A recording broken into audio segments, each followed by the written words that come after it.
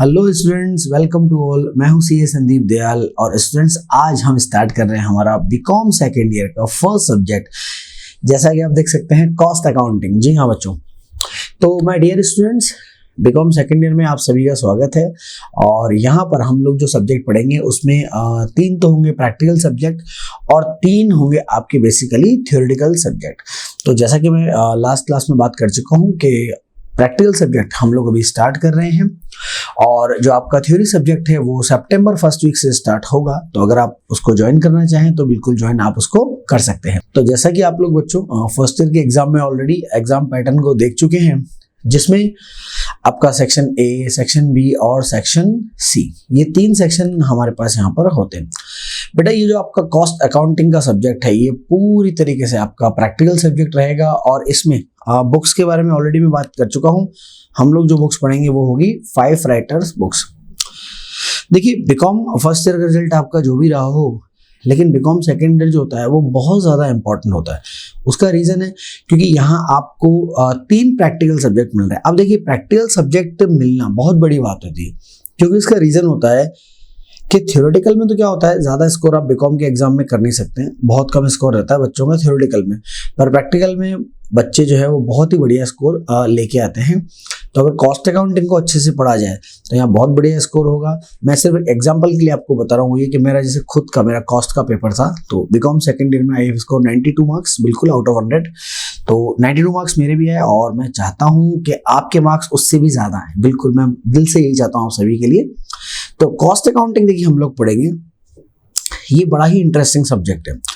और इसकी मैं आपको खासियत बताऊं कि लगभग जो 11 या 12 चैप्टर का इसके अंदर हमारा सिलेबस हम लोग पढ़ेंगे, क्योंकि मिक्स है, पार्ट 1 पार्ट 2 करके अलग अलग है इसमें। तो उनमें से आप मान के चलिए कि सिर्फ 1 या 2 चैप्टर आप मान लें जिसमें आपका डेबिट क्रेडिट यूज होगा और लेजर अकाउंट यूज होंगे, है ना, और आपका जर्नल एंट्री वगैरह यूज होगा 1-2 चैप्टर में। यहाँ मोस्ट ऑफ द चैप्टर्स जो आपके हैं वो इस तरीके के हैं बेसिकली, जो कॉन्सेप्चुअली आपको समझने हैं, आपको कॉन्सेप्ट उनके समझने हैं और फॉर्मूला वाइज और स्टेटमेंट वाइज उसका क्वेश्चन आप लोग को सॉल्व करने को मिलेगा। तो अगर आपको डेबिट क्रेडिट से परेशानी है, जनरल एंट्री और लेजर अकाउंट की बात करें, तो जैसा कि मैंने बोला बहुत ही कम चैप्टर्स में यहाँ पे नजर आएगा। तो बच्चों, कॉस्ट अकाउंटिंग आज बात करते हैं इसकी थोड़ी सी। Now as the name suggest, cost accounting. तो पहली बात तो ये कि सर कॉस्ट होती क्या है। तो अगर मैं आपसे पूछूं भाई कॉस्ट क्या होती है, तो आप बोलोगे हाँ सर पढ़ा तो था, 12th में पढ़ा था हमने, तो इकोनॉमिक्स के अंदर, बल्कि 11th में पढ़ा था, माइक्रो इकोनॉमिक्स में कॉस्ट पढ़ी थी। वहाँ पढ़ी थी हमने मार्जिनल कॉस्ट पढ़ी थी, फिक्स कॉस्ट पढ़ी थी, है ना, और वेरिएबल कॉस्ट पढ़ी थी, पढ़ा था आपने बिल्कुल। तो बच्चों वो का वही पूरा का पूरा एनालिसिस यहाँ आपके काम में आने वाला है। लेकिन वहाँ आपने पढ़ा था थ्योरेटिकल, यहाँ हम पढ़ेंगे प्रैक्टिकल। ना एज द नेम सेज, जो मैं बोल रहा हूँ कॉस्ट, यानी कि पूरे सब्जेक्ट में बच्चों हम लोग सिर्फ कॉस्ट की बात करेंगे कि अलग अलग जैसे इंस्टीट्यूशन होते हैं, आप मान के चलिए कुछ लोग प्रोड्यूसर होते हैं तो वो कोई गुड्स बनाते हैं। जैसे फॉर एग्जांपल आप देख लीजिए कि ये पेन, ठीक है, जिससे हम लोग लिखते हैं, ये वाला पेन हमारा। अब इसको बनाने की कॉस्ट कितनी आती है, क्योंकि आप लॉजिक समझिए, जब तक आप कॉस्ट कैलकुलेट नहीं कर पाएंगे, ये समझिए इस चीज को, जब तक आपको कॉस्ट का पता नहीं होगा तब तक सेलिंग प्राइस का पता कैसे पड़ेगा, पॉसिबल ही नहीं है। तो ध्यान रखें, सेलिंग प्राइस तो बाद में डिसाइड होता है, पहले क्या होता है सर, पहले होता है हमेशा कॉस्ट। ठीक है, कॉस्ट में अलग अलग कॉन्सेप्ट हम लोग पढ़ेंगे, जिसमें हम लोग मार्जिनल कॉस्ट पढ़ेंगे, स्टैंडर्ड कॉस्ट पढ़ेंगे, उसके बाद आपका कॉन्ट्रैक्ट कॉस्टिंग पढ़ेंगे, प्रोसेस कॉस्टिंग पढ़ेंगे, अलग अलग तरह के होंगे, या आपके ऑपरेटिंग कॉस्टिंग पढ़ेंगे, जिसमें हम देखेंगे कि देखिए जितने भी आप देखो कितना इंटरेस्टिंग है। कभी आपने सोचा कि आप जो है एक बस का अगर टिकट लेते हैं, आपको यहाँ से जयपुर के लिए ट्रैवल करना है, तो बस वाला आपसे 500 रुपये लेता है, तो कभी आपने सोचा ये 500 रुपये का रेट किस हिसाब से डिसाइड किया जाता है। या अगर हम एक होटल में कोई रूम बुक कराते हैं तो रूम का चार्ज होता है 1000, 2000 और 3000, ये किस हिसाब से होता है। या हॉस्पिटल में जो पर बेड चार्जेस होता है, यार ये किस हिसाब से होता है। तो इन सारे क्वेश्चंस के आंसर आपको कहीं ना कहीं इसके अंदर मिलने वाले हैं। इसके अलावा जब आप कोई भी नया बिजनेस स्टार्ट करते हैं, जैसे फॉर एग्जांपल कि मेरा मन कर रहा है कि यार एक काम करते चलिए, ये मोबाइल है तो एक काम करता हूँ मैं कि मोबाइल की बड़ी अच्छी डिमांड है, क्यों ना मैं मोबाइल मैन्युफैक्चरिंग का बिजनेस कर लूँ। तो लगता तो बहुत अच्छा है सुनने में, कर लो सर मोबाइल मैन्युफैक्चरिंग का बिजनेस। लेकिन जब आप देखिए समझिए, जब आप मोबाइल मैन्युफैक्चरिंग का बिजनेस करेंगे तो आपको पता तो होना चाहिए ना कि मोबाइल आपको कितने का पड़ेगा। पता चला आपने कहा कि यार ये मोबाइल है, ये मुझे 10,000 रुपये का पड़ रहा है और मैं इसको 11,000 का मार्केट में बेचूंगा। तो ध्यान रखिए, कभी भी प्रोडक्शन स्टार्ट करने के पहले एक सर्वे किया जाता है। आपने सर्वे किया, पता किया, तो वहां मार्केट में पता चला कि ये मोबाइल तो 8,000 रुपये में आ रहा है चाइना से, और आप यहाँ बैठ के 10,000 का बनाओगे तो आपसे लेगा कौन? तो आप जिस दुकानदार के पास जाओगे वो बोलोगे ना, वो बोलेगा कि सर एक काम करो, आप 10,000 की जगह आप मुझसे 8,500 का ले जाओ, 8,000 का मैं मंगाता हूँ चाइना से, तो सारा काम ही खराब हो जाएगा। तो ध्यान रखिए, कॉस्ट अकाउंटिंग बड़ी इंपॉर्टेंट है किसी भी बिजनेस को करने के लिए, क्योंकि जब तक आपको आपकी कॉस्ट का ही पता नहीं चलेगा तब तक आप बिजनेस नहीं कर सकते।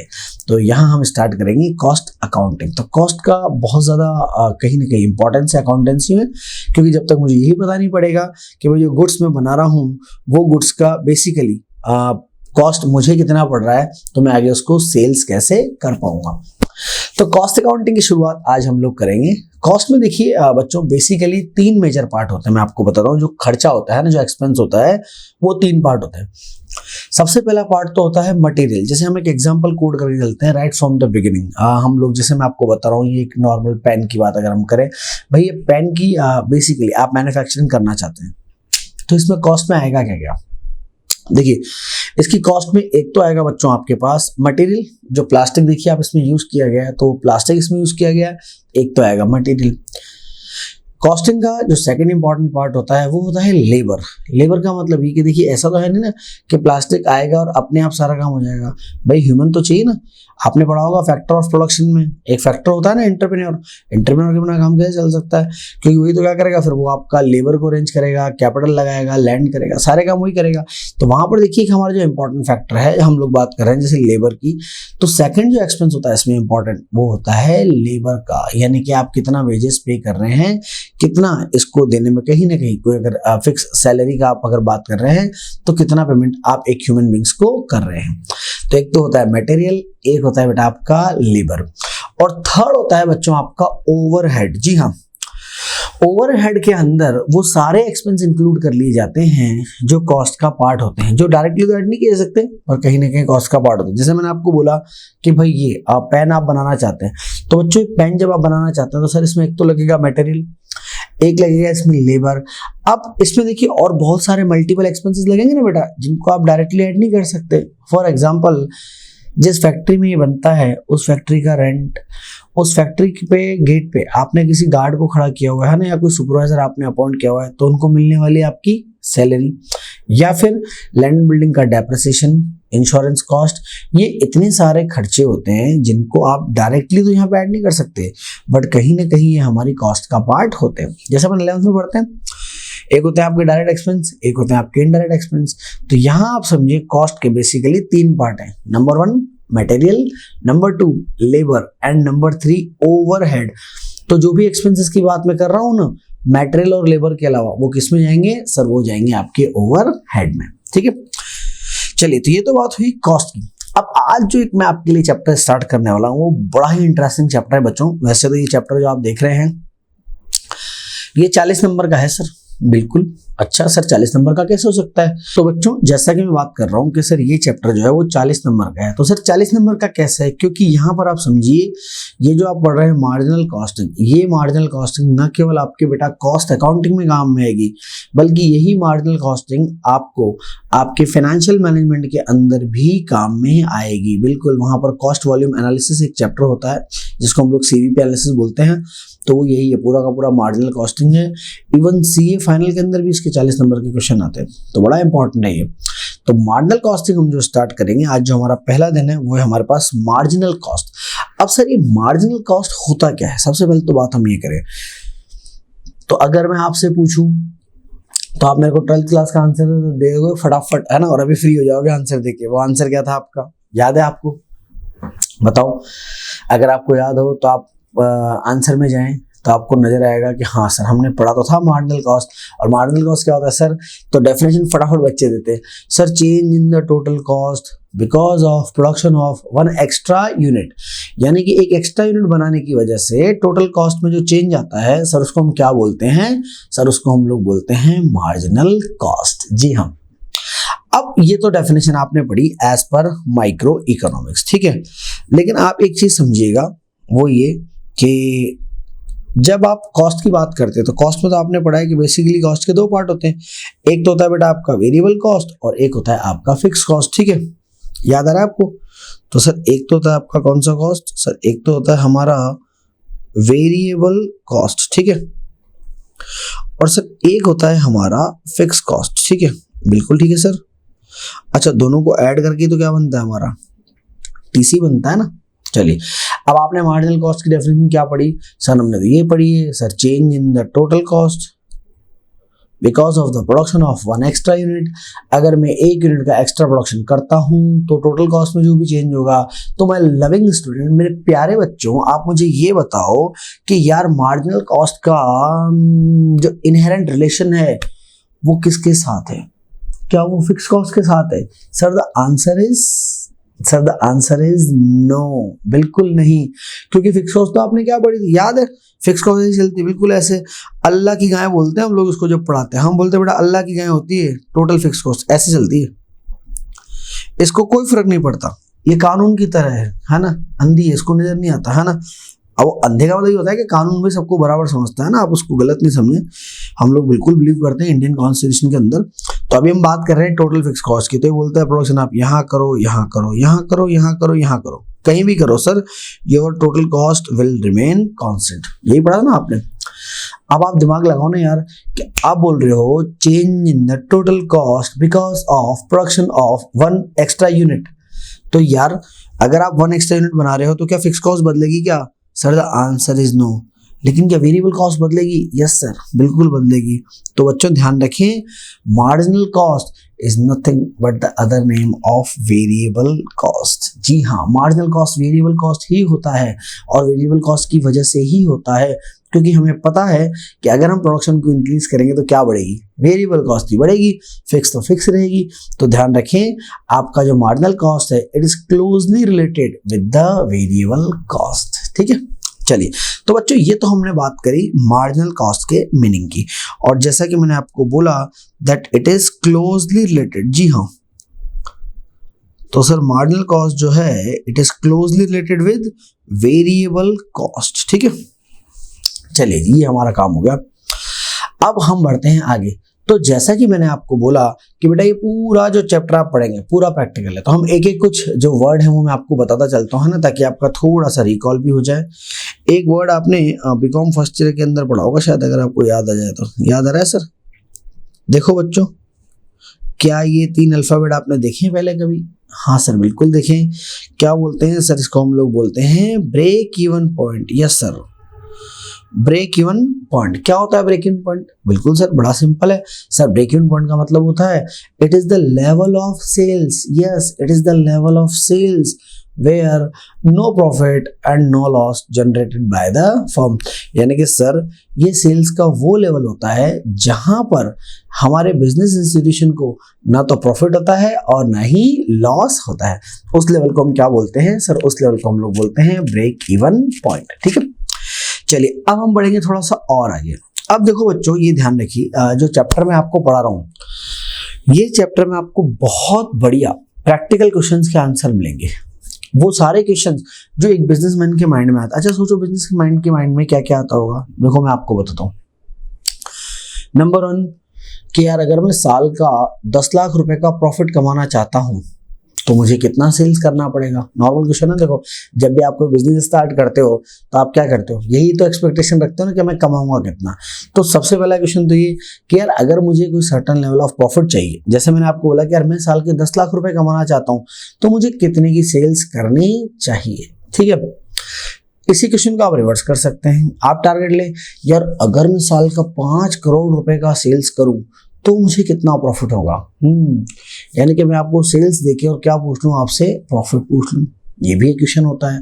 तीसरा क्वेश्चन, यार मैं कम से कम कितनी सेल करूं कि ठीक है यार मेरे को प्रॉफिट हो या नहीं हो, या लॉस नहीं होना चाहिए कम से कम, जिसको हम लोग बोलते हैं ब्रेक इवन पॉइंट। तो ब्रेक इवन पॉइंट भी क्या होता है, जैसा कि मैंने आपको बोला बेटा, ब्रेक इवन पॉइंट भी सेल्स का एक लेवल होता है। तो आपको पता होना चाहिए, जैसे फॉर एग्जांपल आपका ब्रेक इवन 5 करोड़ पे आएगा, तो आप 5 करोड़ में डिवाइड लगा दोगे 365 का, तो आप बोलोगे यार 5 करोड़ डिवाइड बाय 365, यानी कि मेरी डेली की सेल ऑन एन एवरेज इतनी होनी चाहिए।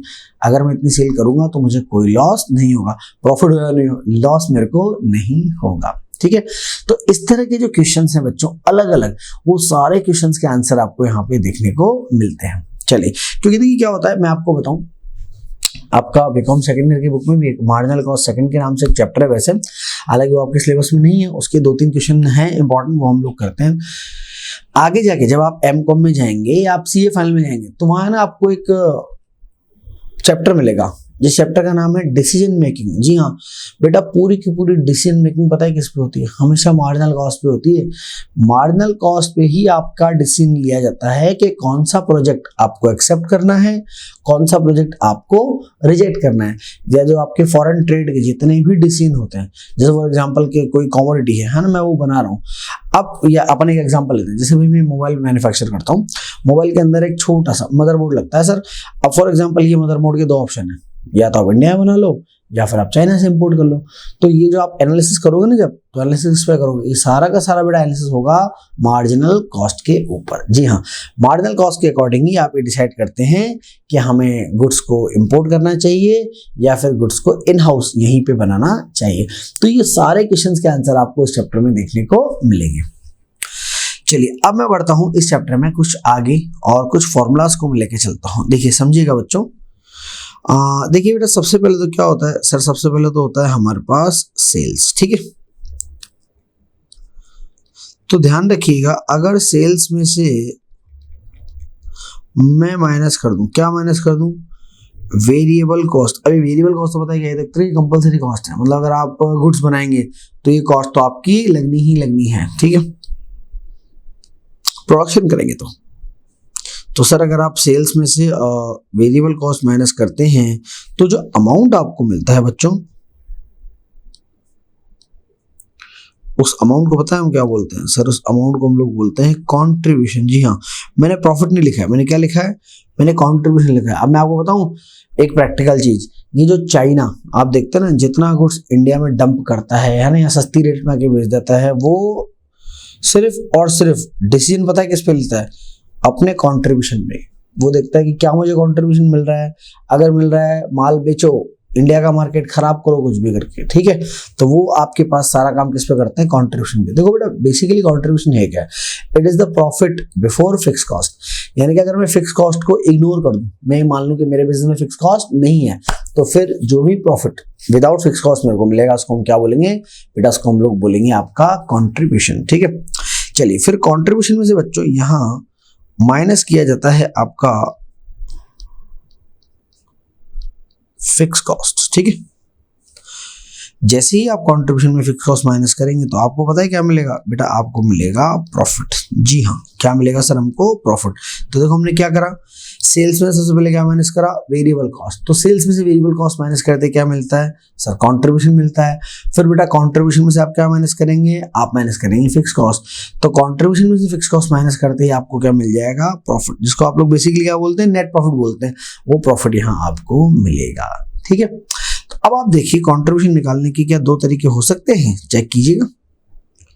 क्या कंट्रीब्यूशन ऐसे निकल सकता है क्या, सेल्स माइनस वेरिएबल कॉस्ट, या ऐसे निकल सकता है क्या, फिक्स कॉस्ट प्लस प्रॉफिट। चलिए तो चेक कीजिए, क्या आप कंट्रीब्यूशन से निकाल सकते हैं, बिल्कुल सर। आप सेल्स में से वेरिएबल कॉस्ट माइनस कर दो या फिक्स कॉस्ट में प्रॉफिट को ऐड कर दो। देखिए एक एग्जांपल मैं कोट करता हूं आपका, जैसे फॉर एग्जांपल अगर मैं बोलूं भाई ये 50 है, ये 26 है, तो कंट्रीब्यूशन कितना है 24। अब अगर ये 13 है तो प्रॉफिट कितना आया, प्रॉफिट आया सर आपका 11। देखो सॉल्व करो, तो अगर आप सॉल्व करोगे तो बेटा आपका 50 माइनस 26, तो 50 माइनस 26 करेंगे तो भी कितना आएगा, 24 आएगा। और 13 प्लस 11 करेंगे, हाँ सर करो ना, तो बेटा 13 प्लस 11 करेंगे तो भी कितना आएगा आपका 24। तो कंट्रीब्यूशन निकालने के दो तरीके होते हैं सर, इसको आप सेल्स माइनस वेरिएबल कॉस्ट से भी निकाल सकते हो, या फिर आप इसको फिक्स कॉस्ट प्लस प्रॉफिट से भी निकाल सकते हो। ठीक है, चलिए ये मैंने बेसिक आपको कंट्रीब्यूशन कैलकुलेट करना सिखाया।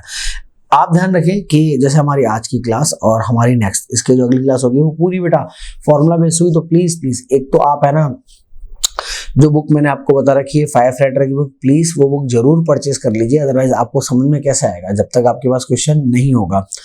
जो भी क्लास में बेटा मैं क्वेश्चंस कराऊंगा उन क्वेश्चंस का बेसिकली क्वेश्चन नंबर और रेलेवेंट होमवर्क नंबर वो सब आपको डिस्क्रिप्शन में मिल जाएगा, या अलग से आप मुझसे कोर्स स्केड्यूल की शीट ले सकते हैं, उसमें आपको सारी चीजें अवेलेबल हो जाएंगी। ठीक, चलिए ये तो बात हुई कंट्रीब्यूशन की। अब हम बात करते हैं सर पीवी रेशियो। जी हाँ सर, ये पीवी रेशियो क्या होता है? देखो बच्चों, इसको बोलते हैं हम लोग प्रॉफिट वॉल्यूम रेशियो।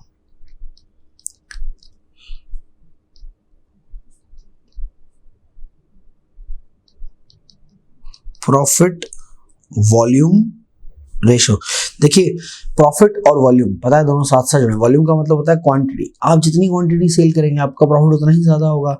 तो यहाँ देखिए जो आपका प्रॉफिट वॉल्यूम आप रेशियो निकालते हैं उसके लिए फॉर्मूला क्या होता है, बहुत सिंपल सा फॉर्मूला है सर। फॉर्मूला है आपका C/S multiply by 100।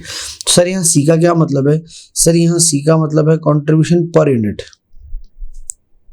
Contribution per unit. और S का क्या मतलब है सर? तो बेटा S का मतलब है आपका सेल्स पर यूनिट। ठीक है, तो S का मतलब है सेल्स पर यूनिट और C का मतलब बेटा आपका कंट्रीब्यूशन पर यूनिट, है ना। अच्छा, अगर आप चाहे तो उसको टोटल भी लिख सकते हैं, टोटल पर क्या आएगा, फिर ऊपर आएगा आपका टोटल कंट्रीब्यूशन। ठीक है, चलिए तो इस चीज को ध्यान रखें। अब हम बढ़ते हैं आगे। देखिए मैंने आपको इक्वेशन लिखाई थी सर, क्या इक्वेशन लिखाई थी? देखो बच्चों, मैंने आपको इक्वेशन लिखाई थी कि यार ये C कैसे निकालते हैं, S माइनस VC करके या फिर F प्लस प्रॉफिट करके। हाँ सर बिल्कुल, तो इसका मतलब आप ये कहना चाहते हैं ना कि C की वैल्यू कैसे निकाली जाती है? सर C की वैल्यू निकाली जाती है F प्लस P करके, निकलती है सर? हाँ सर बिल्कुल निकलती है। अब आप देखिए इसको हम किस तरीके से यूज करेंगे। तो बच्चों अगर आपको कभी फिक्स कॉस्ट निकालनी हो तो क्या आप फॉर्मूला ये रख सकते हैं, C का मतलब क्या था, कंट्रीब्यूशन, माइनस P का मतलब प्रॉफिट। अब यहां पर आप ध्यान दीजिएगा बेटा कि फिक्स कॉस्ट मुझे निकालनी है, मैंने यहां तो क्या रखा है, मैंने यहां रखा है कंट्रीब्यूशन। कंट्रीब्यूशन निकलता कैसे यार? अब डायरेक्ट दिया ऊपर तो बहुत अच्छी बात है पर मिलता ही नहीं। अब आप समझना, देखिए आपका जो कंट्रीब्यूशन निकालने का तरीका रहेगा वो मैं आपको बताता हूं। आपने फॉर्मूला लिखा है PV ratio equal to C/S multiply 100। यार मैं क्या इसको ऐसे लिख सकता हूँ कि देखना कि मेरा अगर मेरे को भी C निकालना हो तो पीवी रेशियो मल्टीप्लाई बाय 100 तो लगेगा इसे, है ना, मल्टीप्लाई बाय सेल्स। क्या मैं ऐसे लिख सकता हूँ? हाँ सर आप बिल्कुल ऐसे लिख सकते हैं, यानी कि C को कैलकुलेट करने का फॉर्मूला क्या होता है, sales multiply by PV upon 100। क्या होता है? Sales multiply by PV upon 100। और आप बढ़िया है ना एक अपना रजिस्टर साथ में बना के रखना, ये ऐसे सुनते मत रहना, खाली धीरे धीरे सुनते रहोगे तो नींद आ जाएगी। मैं सही बोल रहा हूँ? देखो आपको ये ध्यान रखिए, ये ऑफलाइन क्लास है नहीं तो मुझे दिखेगा भी नहीं कि आप क्या कर रहे हो और क्या नहीं कर रहे हो, और पता चले आप आराम से सुन रहे हो सोते सुनते सुनते आपको नींद आ जाए, तो ऐसा भी पॉसिबल है। ऑनलाइन क्लास में ये भी खासियत होती है कि अगर टीचर जो है बिल्कुल ऐसे बिल्कुल लोरी गा रहा है, ऐसे पढ़ाता जा रहा है, तो फिर वो है ना बच्चा सो भी सकता है क्लास में, इस बात की प्रोबेबिलिटी है। तो प्लीज प्लीज सोने का काम नहीं है, जागो, आंखें खोलो, बड़ी बड़ी आंखें करो, है ना। चलिए तो एक कॉपी आप है ना अपनी जरूर मेंटेन कीजिएगा, क्योंकि जो जो फॉर्मूलाज में लिखा था चलो तो वो फॉर्मूलाज डेली हम लोग रिवाइज भी करेंगे और फिर इन क्वेश्चंस की प्रैक्टिस भी करेंगे। चलिए तो हम आगे बढ़े। हम बात कर रहे हैं यार कि यहाँ C को ऐसे लिख सकते हैं क्या? बिल्कुल लिख सकते हैं sir, sales multiply by PV ratio upon 100। तो बच्चों ये जो C की वैल्यू है ये यहाँ काम आएगी। कंट्रीब्यूशन की जगह हम क्या लिखेंगे सर? हम लिखेंगे sales multiply by PV ratio upon 100 और माइनस, क्या माइनस करेंगे सर? माइनस करेंगे हम प्रॉफिट। ठीक है सर, तो बिल्कुल निकाल सकते हैं। तो ध्यान रखें ये आपका आज का दूसरा फॉर्मूला हो गया, यानी कि कभी अगर आपको फिक्स कॉस्ट निकालनी है तो आप कैसे निकाल सकते हैं, सेल्स को मल्टीप्लाई करेंगे पीवी रेशियो से और माइनस करेंगे प्रॉफिट, ठीक है। अच्छा, इसी फॉर्मूले को हम रिवर्स कर दें, उल्टा कर दें? हाँ सर कर दो ना। तो बेटा इसको अगर मैं उल्टा करूंगा तो क्या मैं ऐसे लिख सकता हूं क्या, that profit equal to sales multiply by PV ratio upon 100 minus fix cost. हाँ सर बिल्कुल कर सकते हैं, क्यों नहीं कर सकते? तो बेटा बिल्कुल कर सकते हैं। सिर्फ आपने क्या करा, प्रॉफिट को उधर ले गए, फिक्स कॉस्ट को उधर ले आए, ठीक है। तो ये आपका फॉर्मूला हो गया अगला। तो अब आप ये समझिए कि यहाँ पर मैंने आज जो फॉर्मूलाज आपके साथ डिस्कस करे, आज हमारी पहली क्लास है, तो जो फॉर्मूलाज मैंने आपके साथ डिस्कस करे हैं वो एक तो है बेटा आपका किसका सर, एक तो है हमारा पीवी रेशियो का, ठीक है। देन फिर एक है आपका फॉर्मूला, अच्छा मैंने आपको बताया देखो पीवी रेशियो कैसे निकालते हैं, C upon S multiply by 100, और C को कैसे हम वैल्यू पुट करके रख सकते हैं, C equal to PV ratio multiply by sales, है ना, ये पुट करके आप रख सकते हैं। नाउ नेक्स्ट आपका आप देखिए तो हमने लिखा था कि कंट्रीब्यूशन को कैसे कैलकुलेट किया जाता है, फिक्स कॉस्ट प्लस पी से, और फिर हमने देखा कि यार फिक्स कॉस्ट को कैसे निकालें, कंट्रीब्यूशन माइनस पी करके। सर कंट्रीब्यूशन की वैल्यू क्या रखी, sales multiply by PV ratio minus profit, तो ये तो फिक्स कॉस्ट निकालने का तरीका, और प्रॉफिट निकालने के लिए क्या करें, प्रॉफिट को इधर फिक्स कॉस्ट को उधर, ठीक है। चलिए तो ये हमने प्रॉफिट का भी फॉर्मूला यहाँ पे लिखा। तो बच्चों ये आज की हमारी फर्स्ट बेसिक इंट्रोडक्शनरी क्लास है, मार्जिनल कॉस्ट हमने पढ़ा, बहुत इंटरेस्टिंग चैप्टर है, बड़ा मजा इसके अंदर हमको आने वाला है। बस अब आप ये ध्यान रखिएगा कि डेली क्लासेस को आप अपने अटेंड करते चलें, छुट्टियां नहीं करें, है ना, प्लीज इस चीज का आप ध्यान रखें, है ना, अदरवाइज फिर प्रॉब्लम हो जाती है आपके लिए। पर यहाँ तो ये भी ठीक है कि आपके पास क्योंकि बैकअप अवेलेबल रहेगा तो आप कहीं ना कहीं वापस बैकअप करके आ जाएंगे। चलिए बहुत अच्छी बात है, तो मिलेंगे हम लोग अगली क्लास में बहुत जल्दी, तब तक के लिए अपना ख्याल रखिए, हंसते रहिए, मुस्कुराते रहिए। Thank you so much, signing off, this is C Sandeep Dayal, bye bye.